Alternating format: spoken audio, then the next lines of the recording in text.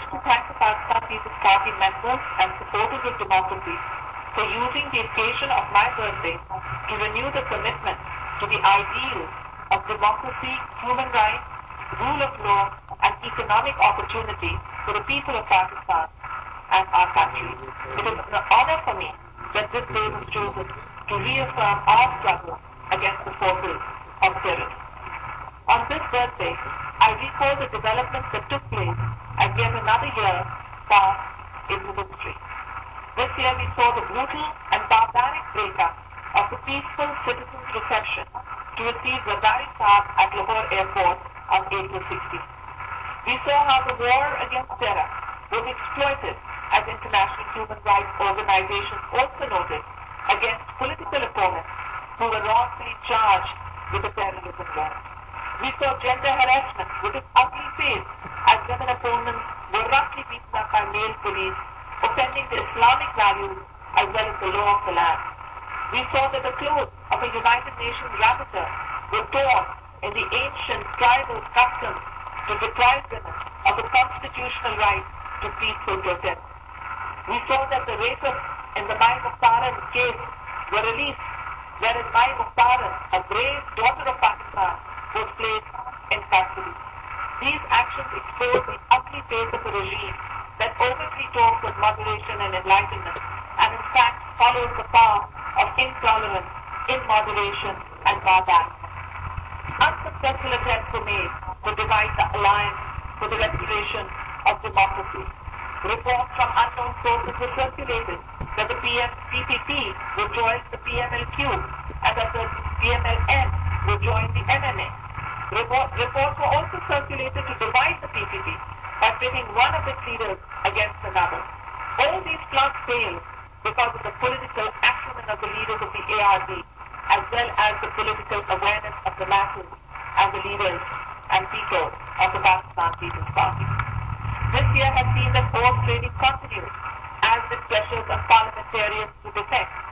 Those that resisted must be praised for facing the tyrants with courage. We witnessed how a new Prime Minister was made who would lose a Union Council seat without the support of the establishment. We saw the unraveling of the so-called setup of 2002 as General Musharraf broke his promise to the nation to take off his uniform.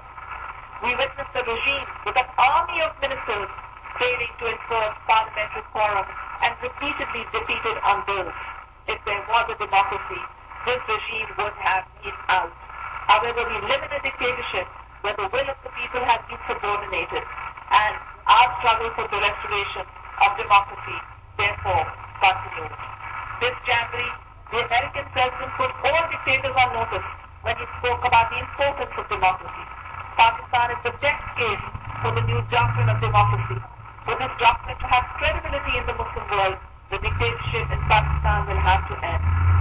This year also saw that the rulers have not learned anything from the past and the horrible mistakes of the referendum and the rigged elections of 2002. They still want a minus MOHTRAMA and minus NIA scenario in 2007, failing to realize that the failed experiment is before the eyes of the nation. The failed experiment of 2002 can never be repeated again in 2007. The problems of the people, the problems of development and social progress are inextricably linked to the restoration of democracy because democracy and development go together. We must all unite to struggle for the restoration of the people's will. This year the Senate finally got a leader of opposition from the Pakistan People's Party. This year the regime claimed that it would seek political reconciliation.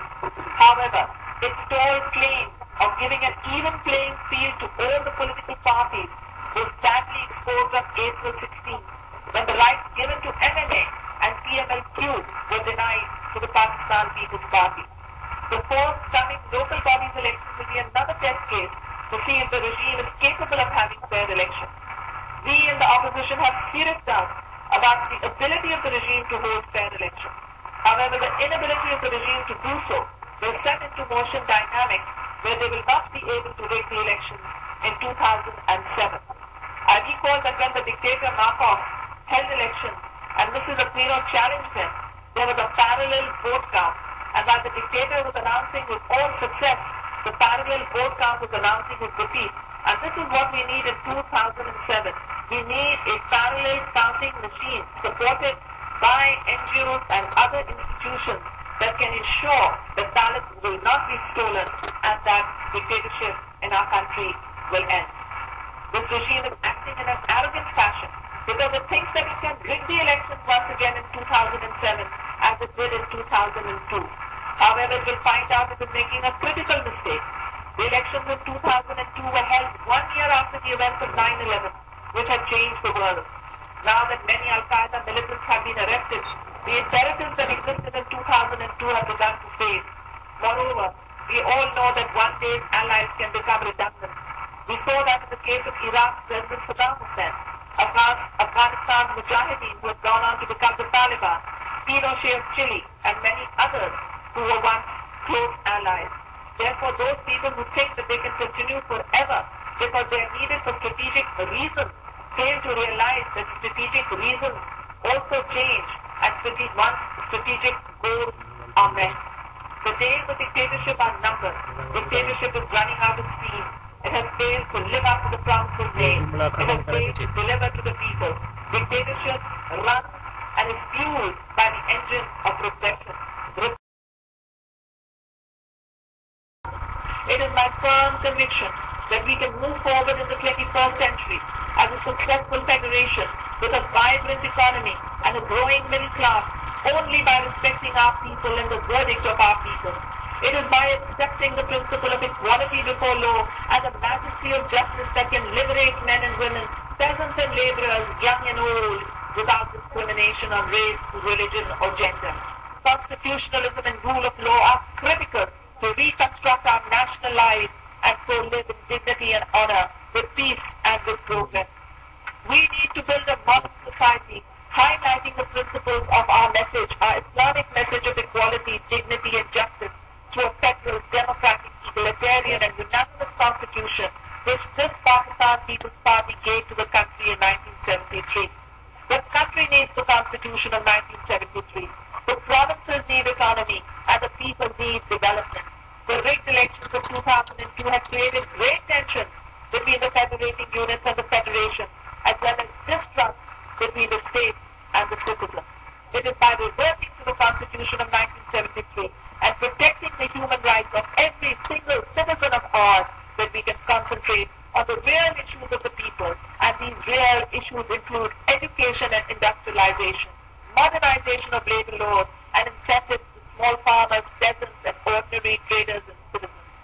We are born equal, yet our people are in chains of despotism. The PPP is fighting against those who have put these chains on our people and robbed them of their rights. Inshallah, the sun of democracy will soon shine, and when it does, our country can finally begin to progress and join the 21st century with its head held high. I thank you once again for your support. Your sister prays for your health and your happiness, and most importantly, for the restoration of your reserved rights. Jiye Bhutto, Sada Jiye. Pakistan, Zindabad.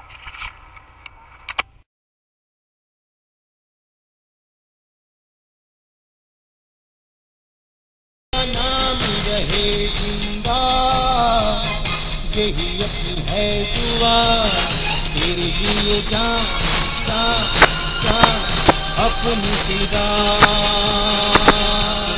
तेरे लिए जा जा जा अपनी फिदा।